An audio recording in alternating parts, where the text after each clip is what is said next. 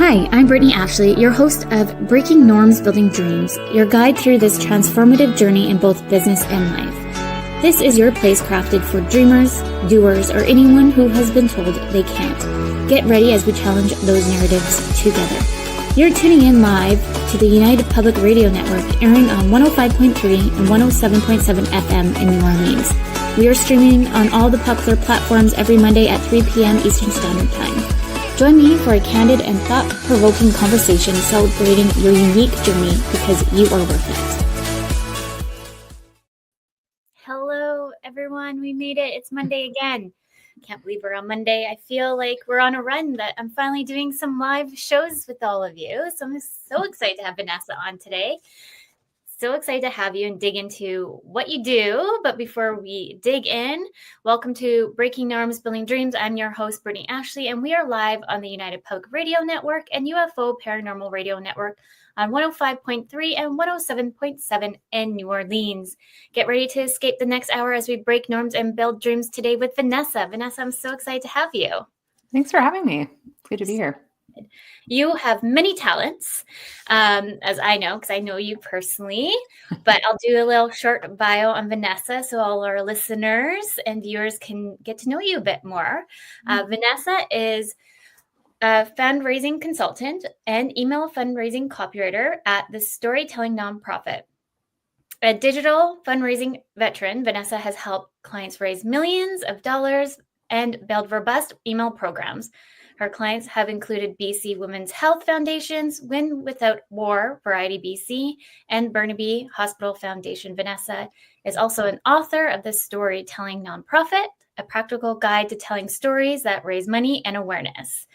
And Vanessa has been recognized for her professional achievements through AFP's Giving Hearts Awards and BC Business 30 Under 30 lists. So many great things. I'm so excited to have you today, Vanessa. Yeah, thank you. I didn't know that you won 30 Under 30, by the way.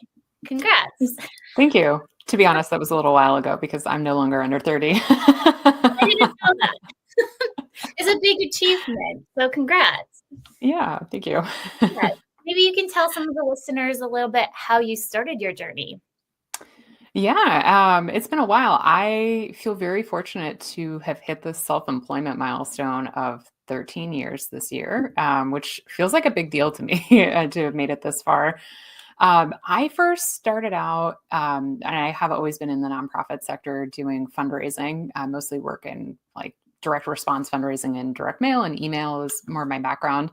And I kind of got into consulting in 2012. I, at the time, was like looking for a new job, and I just didn't find exactly what I was looking for at the right organization. I really wanted to focus on copywriting and specifically digital, and I just couldn't find it in Vancouver. And so I started doing some freelance work around that time that led to more and more work, and very fortunately landed me in the position that I am today. Love that. It's been a journey, but a great journey. Mm-hmm.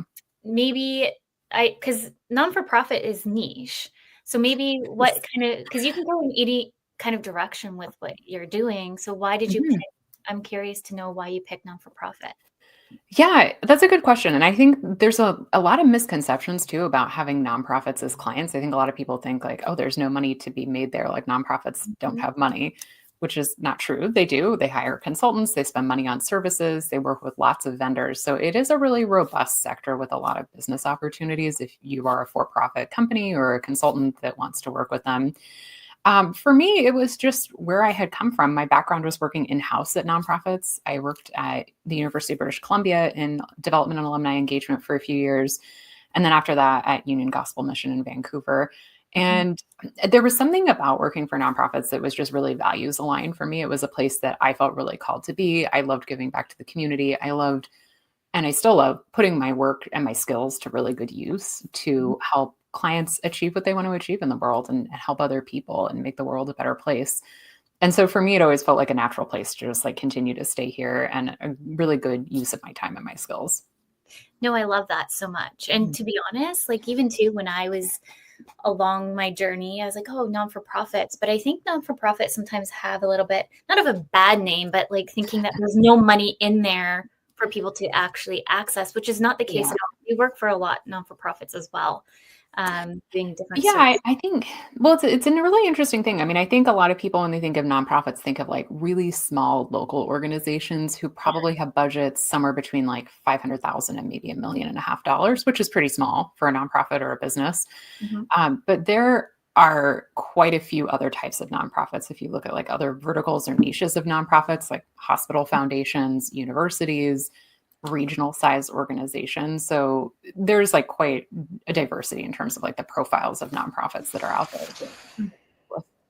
Yeah. And I find, I personally wish I would have known a bit more about non-for-profits, because I do love giving back in different ways in the organization. And I think when I first started, I think I was just a little bit like closed-minded. So maybe you can educate people on like not being so closed-minded. I'm not closed-minded now because I'm like, oh, I can learn all these other things that they can do. But that mind shift, is there any kind of tips that you can give anybody that?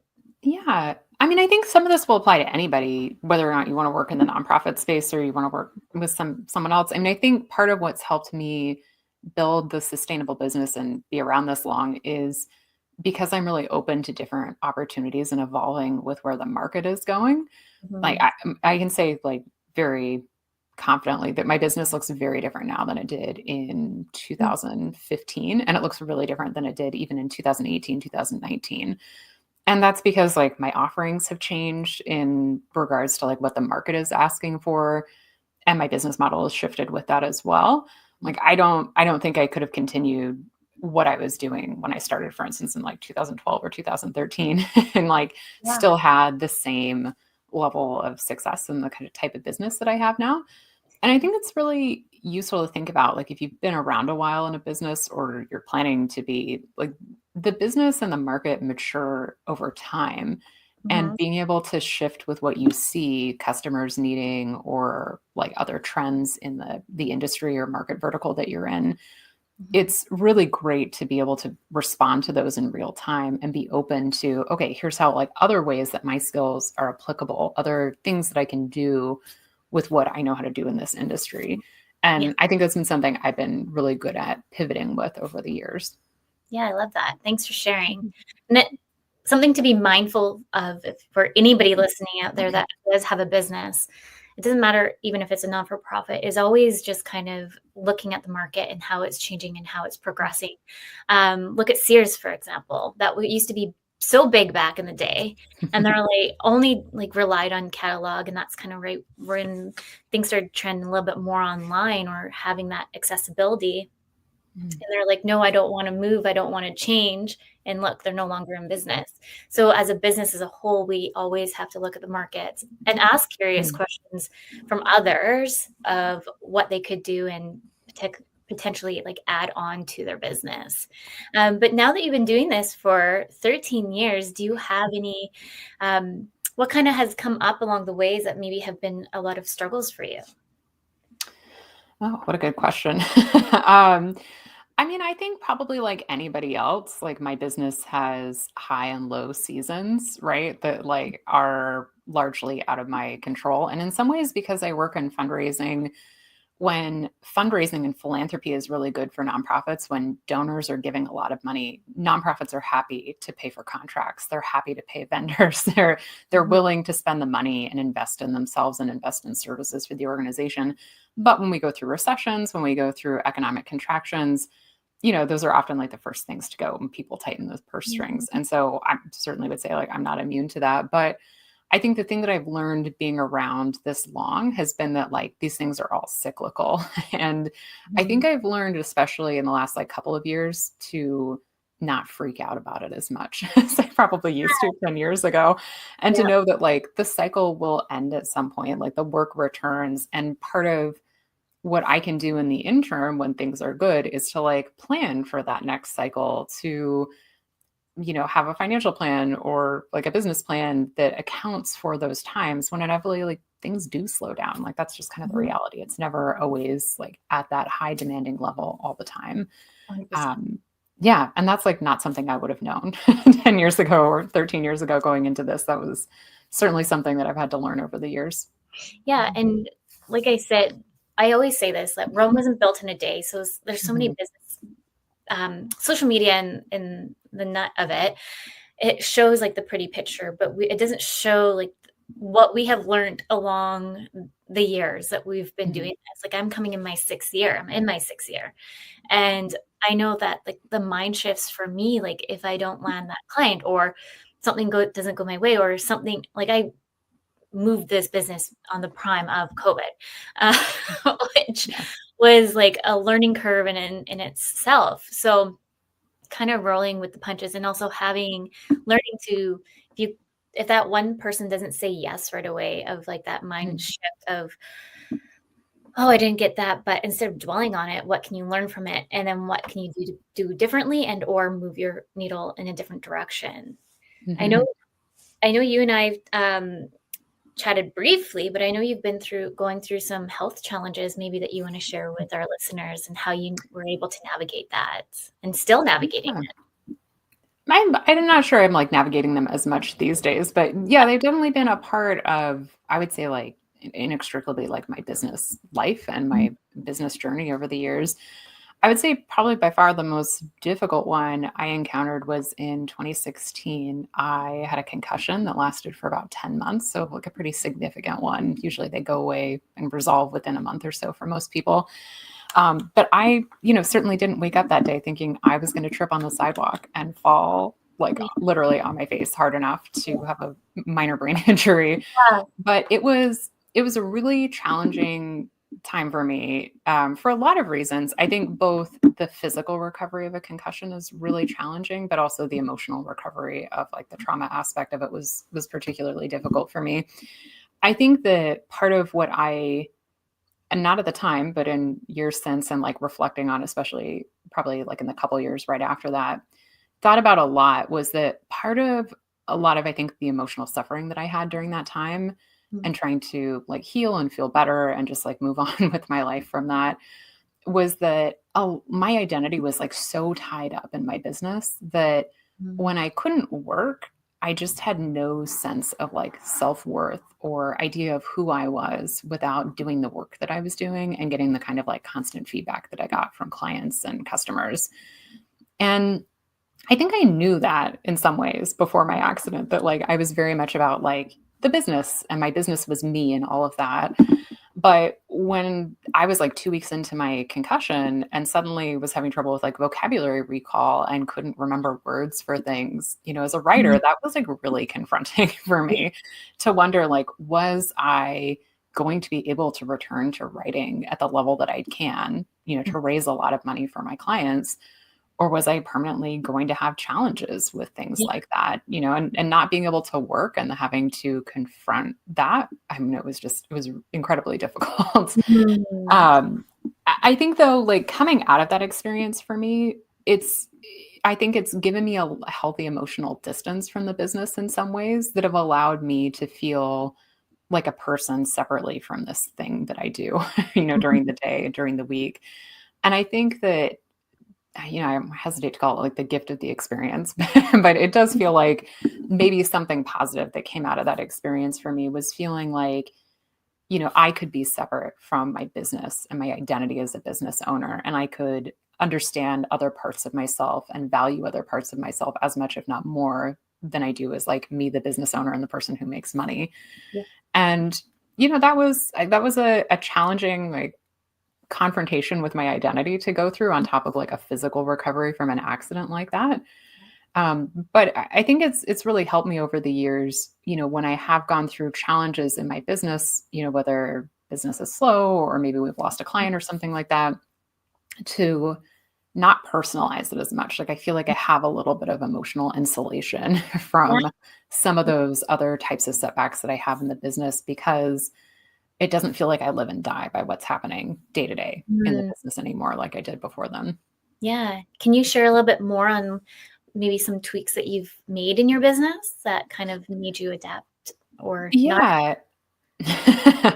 I think for me that, coming out of that, I really realized that, if I wanted to be like more of a company of one, which I am kind of like a smaller business, I don't really have huge aspirations of having a major agency with like 100 employees or something. I really had to have better systems and process for everything so that if I did have an assistant or a coordinator or somebody else who was working with me, there could be things that could carry on without me in the background, which was always really helpful.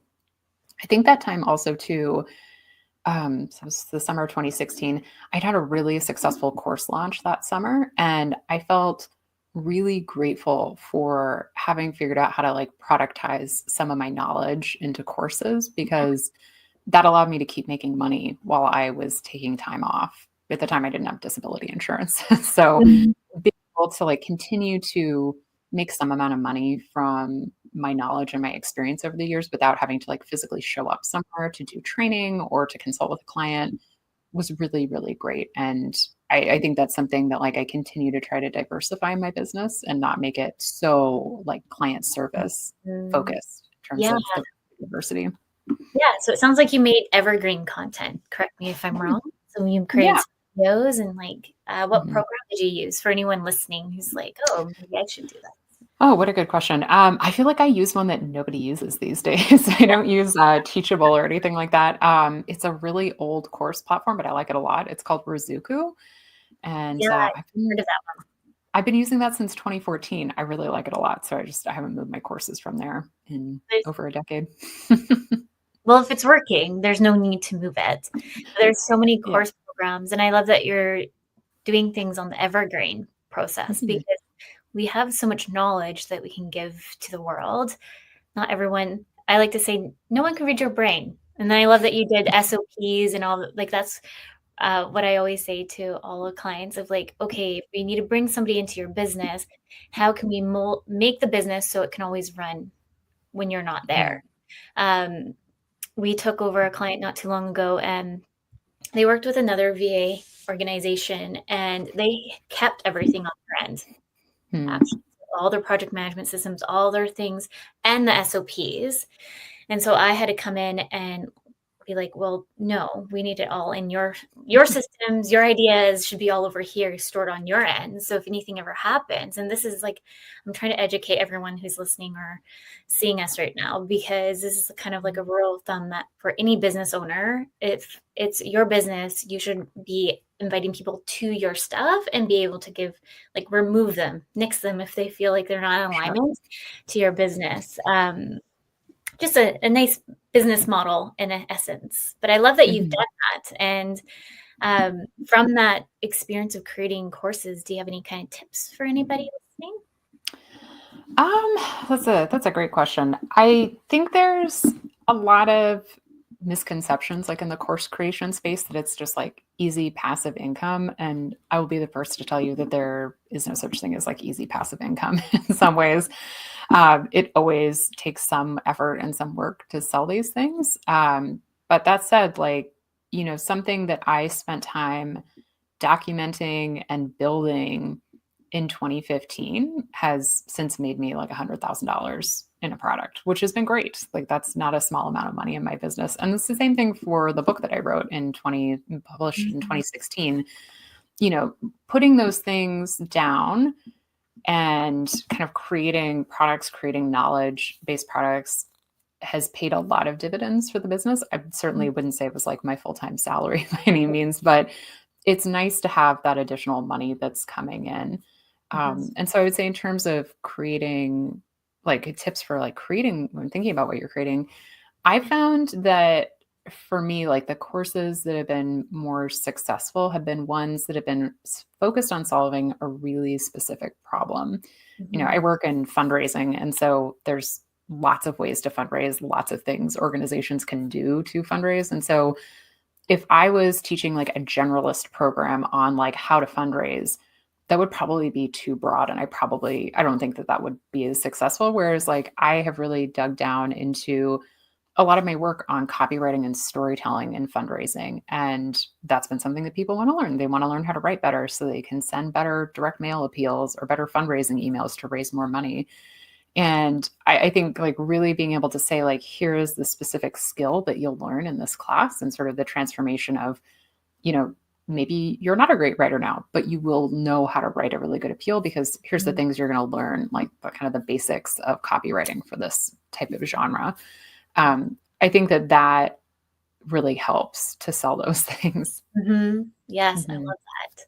I know the world right now is a little stressed out about AI. Do you have any kind of opinions? Just because a lot of people think like they can really fix a person in copywriting with AI, but I don't think you can. There's ways that you can manipulate it, but it Mhm. can replace a human person, I think. I feel like I'm always the worst person to ask about AI because I'm not a huge user myself.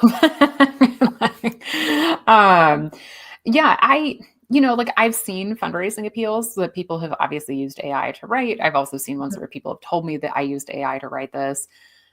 I think that unless you're spending a lot of time programming and training that AI, which I don't think most people Mhm. are, Yeah. it really lacks something, like some Yeah. sort of like magic pizzazz, like whatever you want to call it, that's often in those fundraising appeals that do really well. Mhm. Interestingly, like I wanted to run a head-to-head test with like an email I've written versus one an AI was written kind of on the same topic, and I haven't done that yet. But I think it would be really interesting just to See how they have people like run more of those tests in fundraising specifically. The like nerd in me is like, oh, I yeah. wonder how that would do. Well, there's I do. Like I do Mhm. like a lot of exclamation marks Mm, and yeah. sometimes dashes. And I know like AI does that a lot with writing. And so I've been trying to be mindful of it when I write just general emails. Cause I'm like, no, I swear it's me talking. Interestingly, my husband sent me an article, I think it was like last week or the week before, Mhm. that was written by a writer, or like of somebody who was a professional writer who was talking about the differences between like Chat GPT and Google's Gemini AI, which Gemini is actually was more built to be an editorial and writing feedback tool than Chat GPT is. And it was really interesting to see them kind of run through like the differences of like things that AI generated for them. And like they'd ask like both AIs to like critique a piece of writing and like Oh, the interesting. level and depth of critique that came back from like the Gemini AI was really sophisticated, like compared to like what they got from Chat Mhm. GPT. So it might also just be like sometimes a question of like, are you using the right tool, which is Yep. often something we have to be Yeah. asking. Mhm. Interesting. Yeah. I had to do a presentation actually on SOPs because I talk about it so much. So I was asked to Mhm. do an SOP training for just it was like a marketing group that we always get it together. And I literally Mhm. just use oh my goodness. It's a chatbot that creates presentations for you. Mm, cool. I just did a brain dump of all the different slides that I wanted and I was like, go with it. And like obviously I do some tweaking because it's a bot, but Mhm. like I save probably at least an hour versus creating a PowerPoint that I know, and I'm a perfectionist too. So having like the right fonts and all the things, I'm like, oh, this is magical. I just need to present it now. So it just Mhm. some time a little bit. Yeah. But yeah, I call my chatbot Ted if I use it. That's great. Use it. You brought up your husband. I know you also work with your husband owning a business. How more about that? Yeah, Matt and I, well, I was a sole proprietor before for a couple years before we incorporated together. We incorporated, I think, about a year after we got married. We both, and to be fair, like we both work in the nonprofit sector. We do different things, but for a variety of reasons, we thought we would just kind of like consolidate resources under one corporate umbrella. And I think around that time, like I lost track of the number of people who told me it was a horrible idea, that they'd hoped I had a prenup and that it was terrible Oh, to tie up my business and intellectual property with Matt's. 10, we're about to celebrate 10 years of being married. So it doesn't feel like a congrats. bad decision. Yeah, I really like it. And to be fair, we don't work together on projects. Like I think in the last 10 years, I probably could count on one hand the number of clients we've shared at the same time. So we've never really had to come together and be like, okay, like what's the project plan? How are we going to like run this process for people? That said, Matt is sort of my pro bono copy editor. He is a really brilliant writer in and of himself. And I think as like a creative partner for me as a copywriter, I love being able to draft things and have somebody who I really respect in their skill and their level of creativity in writing be able to look at something and critique it for me. Like I feel like even in the last 5 years, like his critiques and challenges of my writing have made me a significantly better writer. And I feel really grateful for that. To like have that kind of partnership in the business has been really nice. I also think though, separately from that, it's really nice to just not feel like 100% of the burden and responsibility of the business is on me. Like we kind of share it equally. Like we both are making money. We both have clients. We both have expenses, all those things, but we both we pay ourselves the same salary every month. And so we split those things equitably. And it feels good to do that, to not be like, oh, like I have to do 100% of this every single month. Yeah. There's something nice in the shared responsibility of that as like a project that we have in our life. I love that. And it's funny that you were saying like the prenup and all. I feel like it's just sometimes it's one thing that everyone, it's like their first thing that kind of comes to mind sometimes when they're going into business owner as well, I guess. Mhm. But like for me, like my husband and I don't like work together in my business. I own my business, but I call him my assistant, and he jokes like, "Am I getting paid for this?" I'm like, "No, you're pro bono." Or when we go to your accountant, like I always bring Mark. Mhm. He's like the financial guy, and he helps me understand things on the financial end a little bit better. Mhm.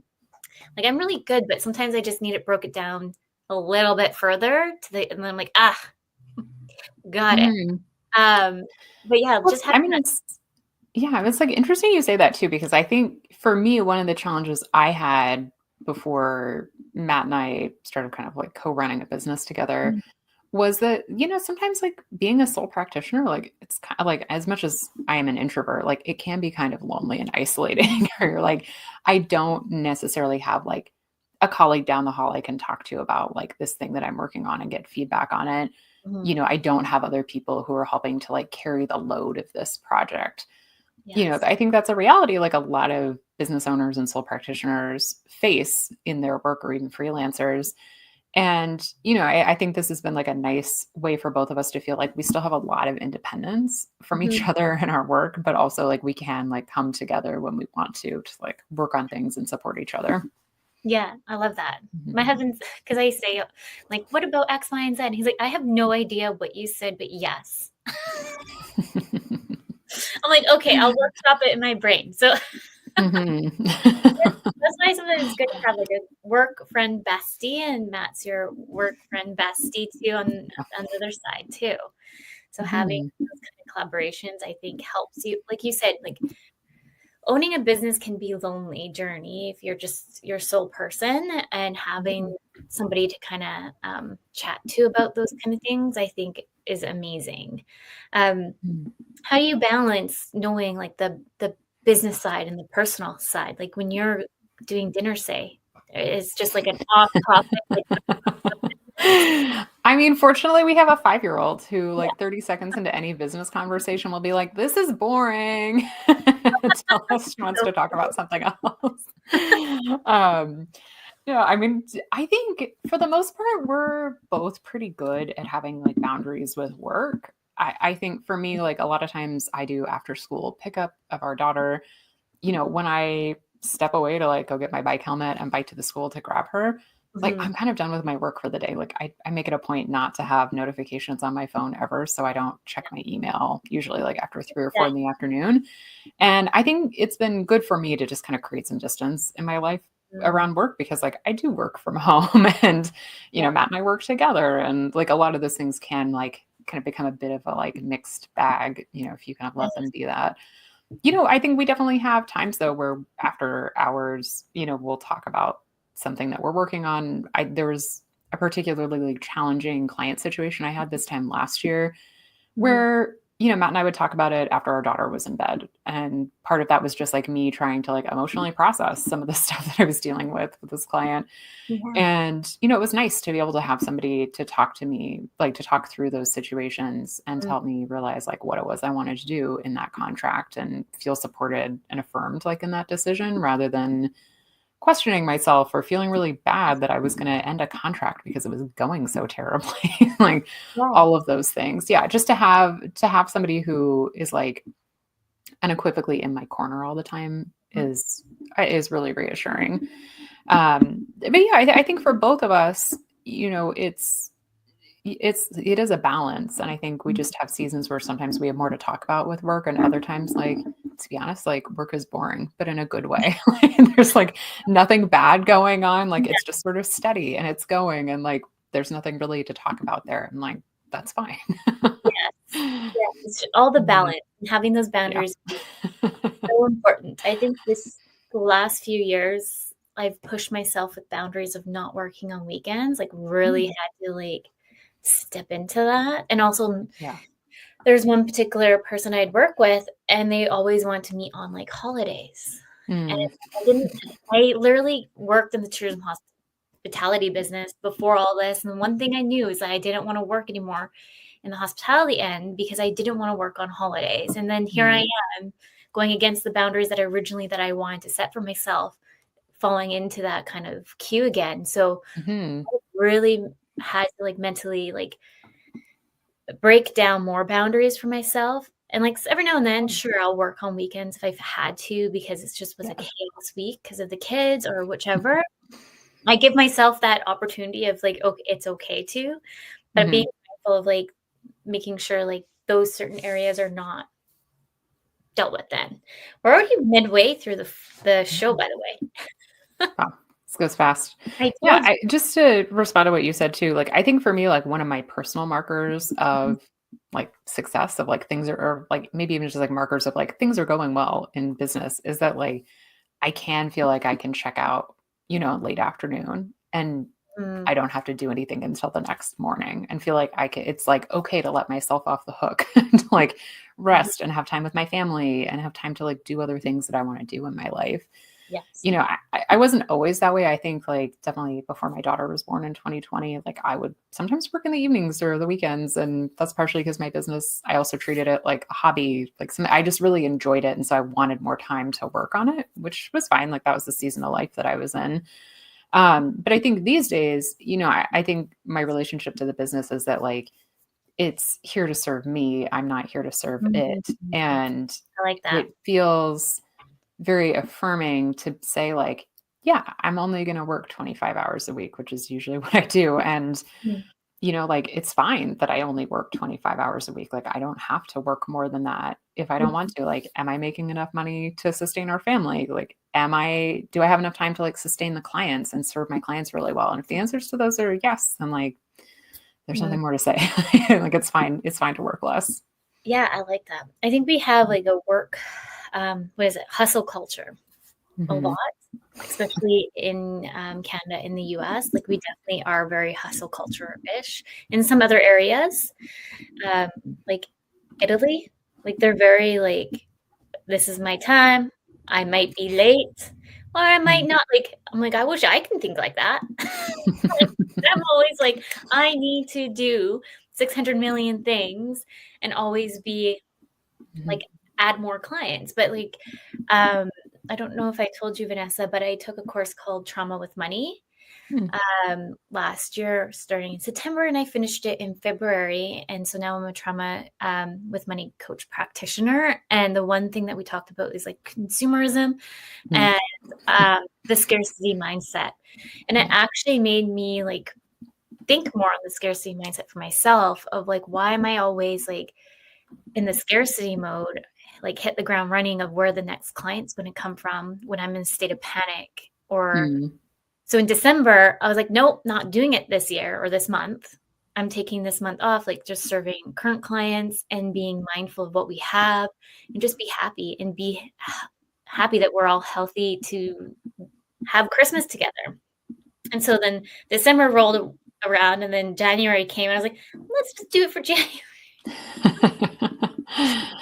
Yeah, I mean, but that's how like these changes get made sometimes, right? Like, I mean, I think like, when I was concussed in 2016 and then like taking maternity leave in 2020, like sometimes sometimes you're forced to make changes that become life clarifying, or like in these cases, like business clarifying, and that's good.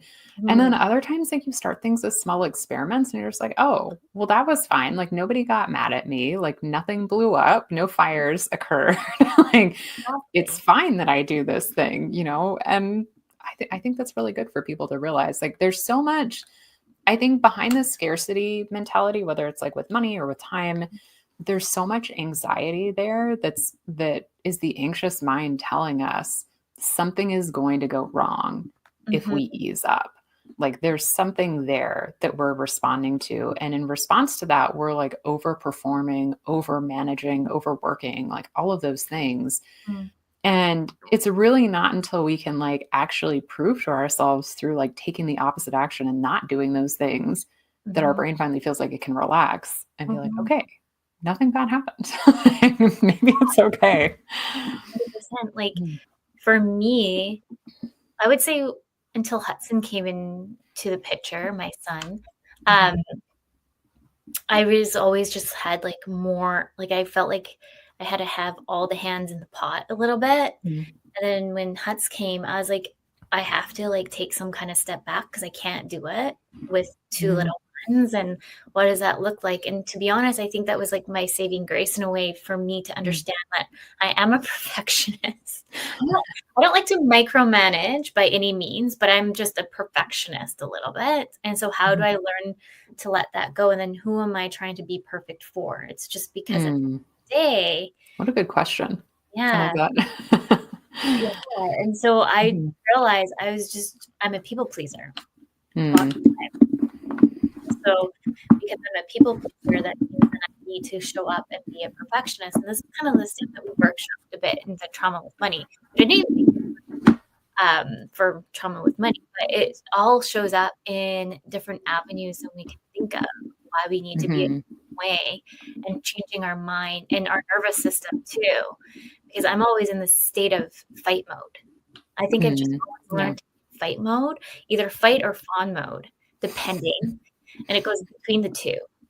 And so I'm workshopping myself of like, what does these boundaries look like? What does like start asking my own self questions of like how can Mhm. I put those things in the forefront? And like you mentioned, like things won't burn down, really. I think just because I think we're just all in a state of like scarcity, a state of chaos sometimes. Like our brain just kind of goes into that scale. Sure. But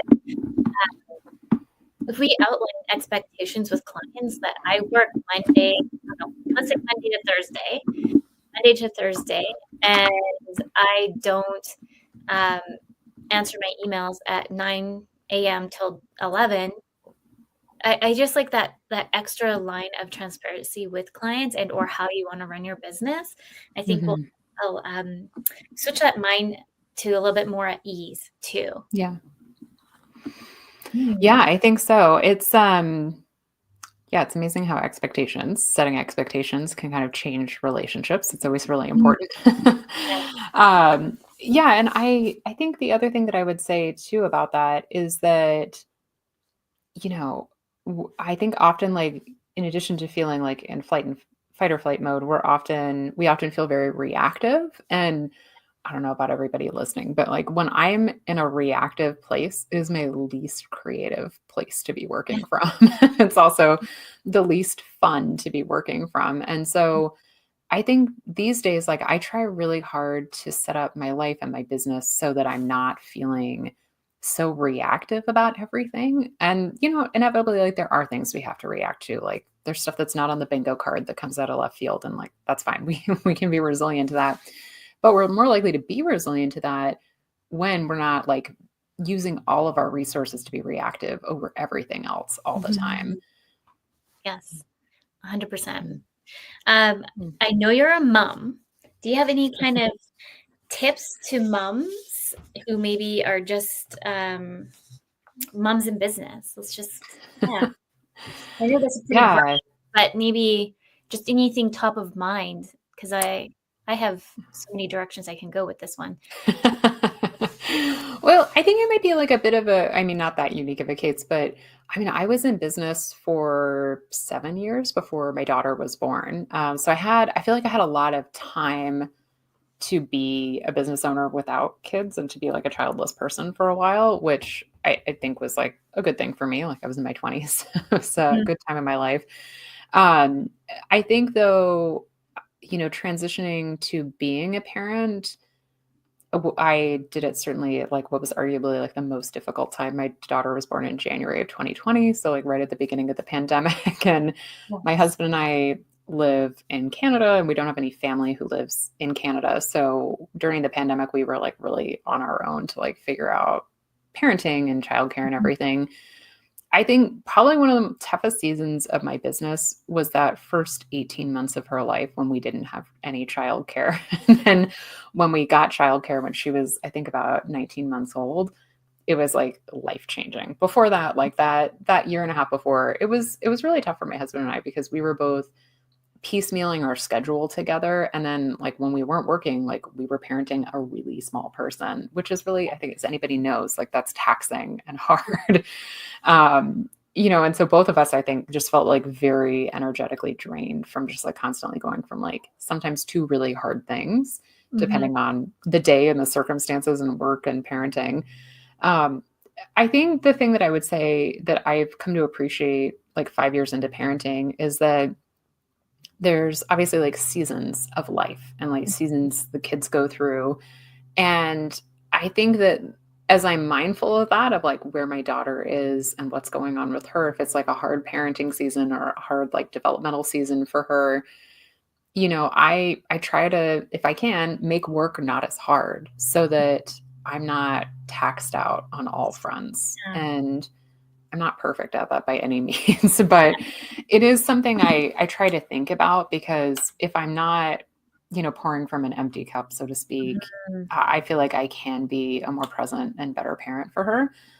I also think too, like the blessing, the gift of parenting too has in some ways been that I feel motivated to work less because I just want to spend time with her. Like she's in school now. And so, like I love to hang out with her after school and on the weekends. And like I would rather just like leave my phone somewhere else just to be able to like hang out with her and have quality time together. And but like that's like where I'm at in life right now. I think I'm really glad to be the kind of example I am to her in her life. She tells people right now that she's planning on opening up a bakery with me, which Aw. is like a very curious and interesting choice because that's obviously not what I do. She made me a whole book the other day about the bakery she and I are going to open. And I said to Aw. her, in 10 years, if this is still interesting to you, like we can revisit this. That's so Like, but I'm glad that I can like foster that sense of like creativity and imagination in her in some ways around like Mhm. work, even at a young age. Like Yeah. it's wonderful to me that like she thinks about that and like also that she's like interested in doing something with me is also very Love heartwarming. Aw, I love that. My daughter, it must have been 2 years. So age 4-ish, 4.5, like Mhm. she asked Santa to buy her a desk because she wanted to be a boss. Like, mommy, I was like, luckily, does she not know I use the desk every day now. Like, My husband and I think one of our like favorite memories of her when she was about like 2.5. So like when it's like early in her life, like still kind of like pandemic-ish years in like mm, 2022. She would sometimes sit at our kitchen table and yeah, pretend to be on work calls as my husband. And that's she so would like be like, I'm on a call now. And then she would just be silent, and then she would just, like, fake laugh, and then she would just, like, that's so say cute. things that she would hear him saying from time to time.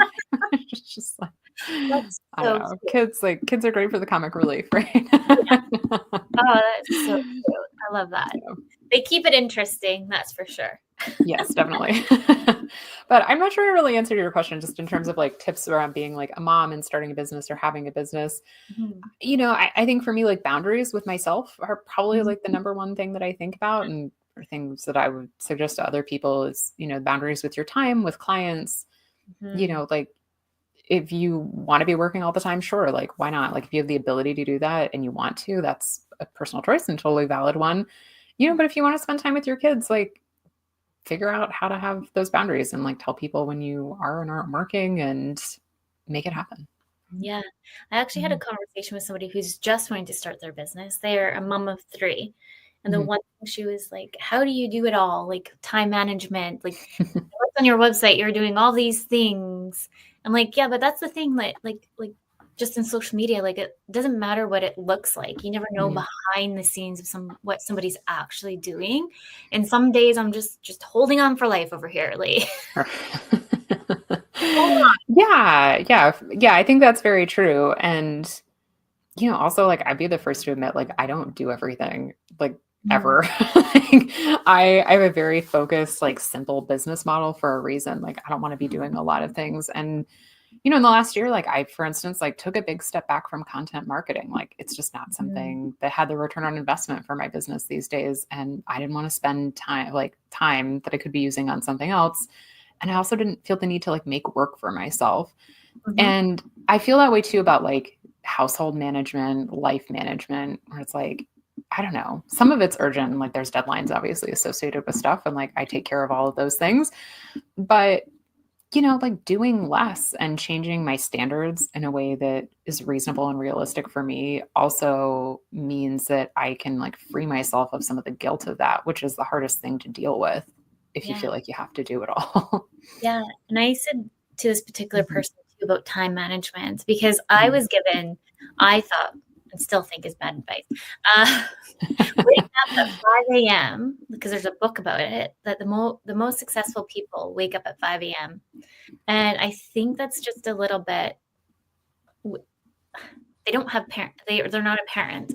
It's one. But Yeah, I think that's a super common critique of like modern productivity advice is that a lot of these people are men who don't shoulder the burden of like household parenting responsibilities and it lacks kind of the gendered element of it, which I think is yeah, really important. yeah. And Yeah, so I mean, because she asked my opinion on that, and I said, mhm, well, really, you need to learn and map in a way that works for you and your family. And it's not gonna yeah, look perfect.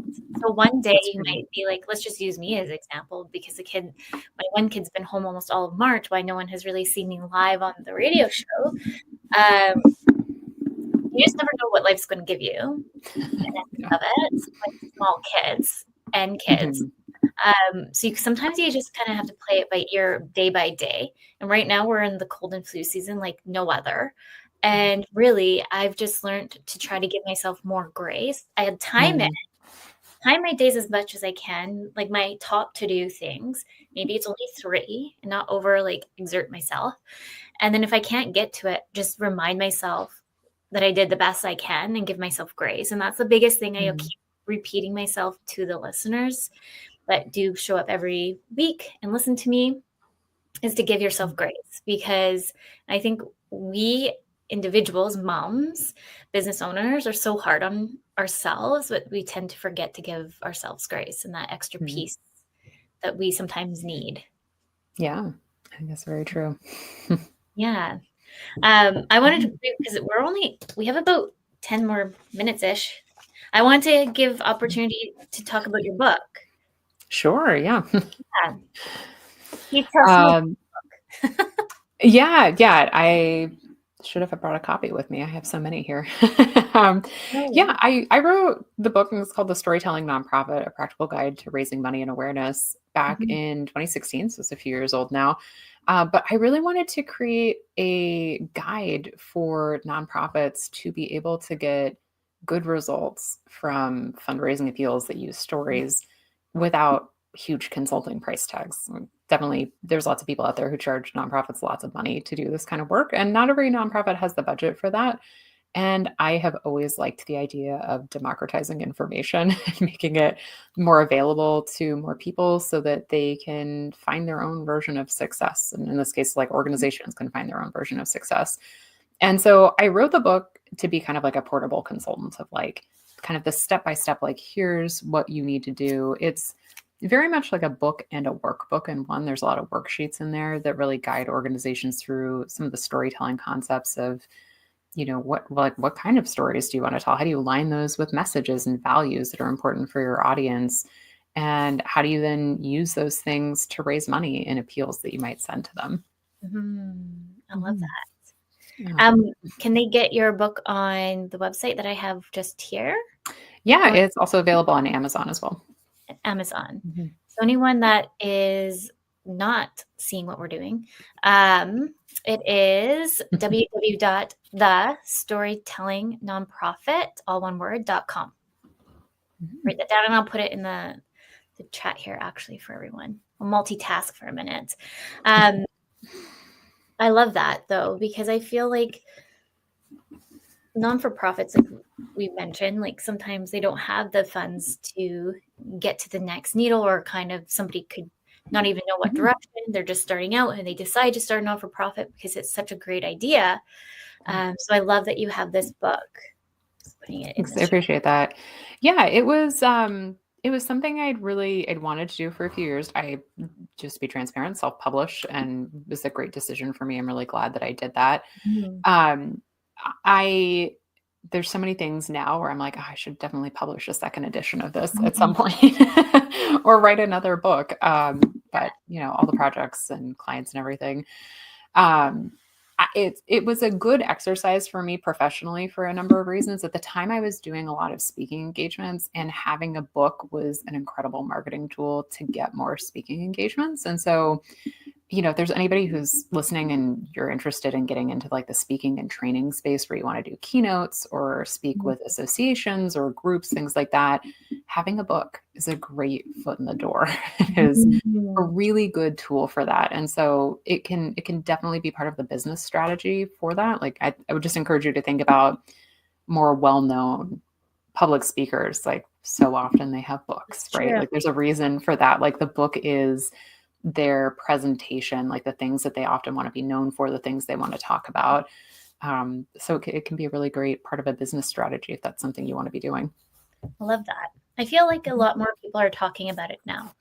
But Mhm. it's like podcasting, but now I've seen a lot more people wanting to write books. I don't know if it's just I've come across a lot more people that want to write books, or Mm. I'm not sure. But it just seems like everybody is telling me that they're in the process of writing. Did you Yeah, I use mean, Amazon? I I'm sorry? Did you use Amazon to write your book, I or did. Yeah, I self-published through Amazon's publishing imprint, their print-on-demand service. Yeah, and I think at the time, like, that was just, like, the easiest thing for me to do, to be able to print on demand and get books mailed to people, and I think it was, like, a good option at the time. I'm not sure if I would use that again now, but, like, in terms of ease to getting a book out in people's hands, it's a good option. Mhm. Um, actually, I'm gonna have somebody come on the show in a few. I can't remember my schedule Mhm, for who's coming when, but in a few weeks, months from now, mhm. she assists people to writing books, and she gets you in touch with publishers and or guides you on the journey for Amazon. Um, Hmm. so I've dug a little deep into it just so I can learn myself. And Amazon seems like a nice way to go if you don't want to pay like the publication fee, like the royalties. That's the word that I'm thinking of. Royalties. Well, I mean, yeah, if you don't wanna split the royalties with a publisher or negotiate Mhm. that, that's true. I mean, Amazon still does take a cut Yeah. of whatever your price is for books, and I think it depends too on, like, what type of book you're publishing. Like, I think since I'm more in the nonfiction space of books, there's one less competition, like especially in like the niche that I write in. Mhm. But like for instance, I've seen like I'm an avid fiction reader and I read a lot of romance, and I know a lot of like independent indie authors have lamented over the years the changes in Kindle Unlimited, for instance, which is on Amazon, that like they're getting like pennies per read basically at this point. Yeah. So I think it depends, like, what type of books you're publishing and where you wanna publish and what your goals are for it. Yeah. Amazing. Mhm. Well, you'll have to come back when because it sounds like you're gonna probably write in something else, another one. You'll have to come back and let us know what you do. Mhm. Yeah, I'd love to. Well, we're like 5 minutes out. Is there any last minute thoughts that maybe you want to share with everybody? Maybe, I know you do some speaking events, or anything Mm. to kinda educate the listeners on how to reach you? And I'll put in the banners too, again, your website. Yeah, probably the best place to find me is over on my website, thestorytellingnonprofit.com. I'm reasonably active on LinkedIn, but not a huge social media user on other platforms. Um, yeah, and if you are somebody who works in the nonprofit space, I often am doing like free trainings and speaking engagements with other partners in the space. You can usually find a listing of those over on my website and in my newsletter. Amazing. Well, thank you so much for coming on our show today, Vanessa. It was so lovely to have you, and we'll have you again next year, hopefully, when Hopefully. maybe another book will be already out by then. Hopefully, yeah. Thank you to all our listeners to listening to Breaking Norms, Building Dreams, and a big thank you to United Public Radio Network and UFO Paranormal Radio Network. Next week, we'll probably be shooting a rerun because it's Easter long weekend, but we'll be back in a few weeks' time. With that, everyone, remember your journey is unique and your worth is unquestionable. Thank you.